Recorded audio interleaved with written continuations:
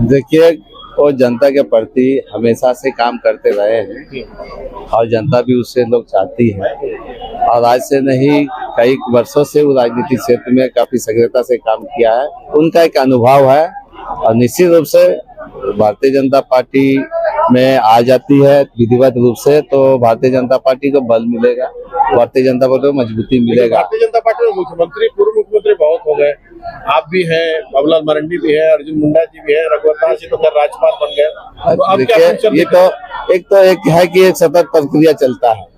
आज जिसकी भी सरकार आएगी उसकी मुख्यमंत्री बनेगा और एक दल से कई एक मुख्यमंत्री बनता है। ये देश का एक परिपाटी है राजनीति का, सब सरकार बनना बिगड़ना में ये सब होते रहता है। जहाँ तक है कि मुख्यमंत्री का संख्या किस दल में कितना है, तो सभी दल में कुछ ना है। झारखंड मुक्ति मोर्चा में भी है, भारतीय जनता पार्टी में भी है। तो अब नियत देखना पड़ेगा। झारखंड मुक्ति मोर्चा का नियत खत्म हो गया है, अब उसका जल जमीन के नारा केवल नारा रह गया है, समाधान नहीं है। अब भारतीय जनता पार्टी के पास में नारा नहीं, समाधान के साथ में है।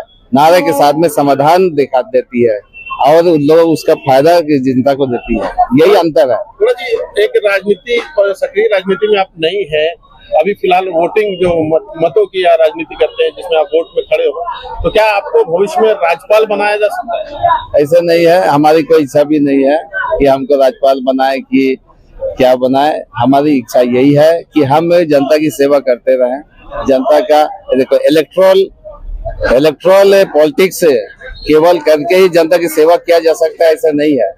आप उसके बगैर भी जनता की सेवा कर सकता है, वही हम लोग करते रहे हैं। सबसे पहले राजनीति में आने से पहले हम लोग जन सेवक ही था, समाज सेवी था।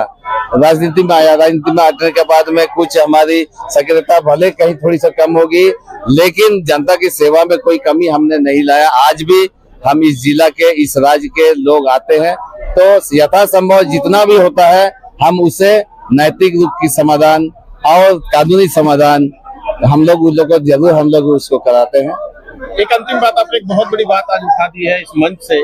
शहीद देवेंद्र माझी का नाम आ गया, उनके जो गृह क्षेत्र है उनके गांव में ही कई लोगों को वन पट्टा नहीं मिला।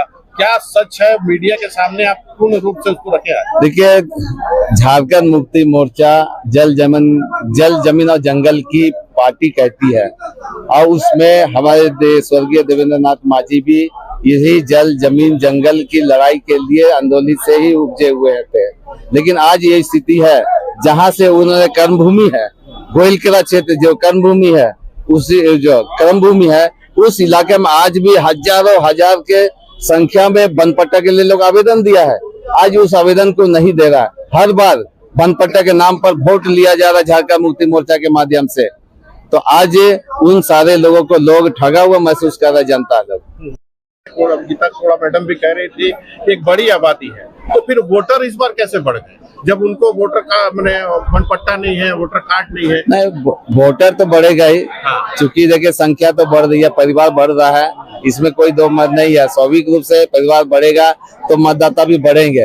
अब देखना यह है कि वो मतदाता कहीं पाकुड़ के जैसा तो नहीं है, कहीं पाकुड़ के जैसा तो नहीं है वो मतदाता कि वहाँ पर कहीं बाहर से घुस गए या नहीं किए। ये तो जांच का विषय है और जांच होनी चाहिए। कहीं पर आप प्रत्याशी वृद्धि, कहीं पर 50%, कहीं पर 60% वृद्धि अचानक हो जाना, ये संदेह के या विषय है। तो इसको जांच करने के लिए जरूरत है। लेकिन इतना बात सही है कि सारंडा के इलाका में जो लोग आज रह रहे हैं उनको वन पट्टा नहीं मिल रहा है, उसको पहचान आज मिटते हुए नजर आ रहा है। इसलिए उसकी लड़ाई लड़ने के लिए गीता कोड़ा जी और भारतीय जनता पार्टी के नेतृत्व में बैनर के नीचे हम लोग इसको लड़ाई को चालू कर रहे हैं।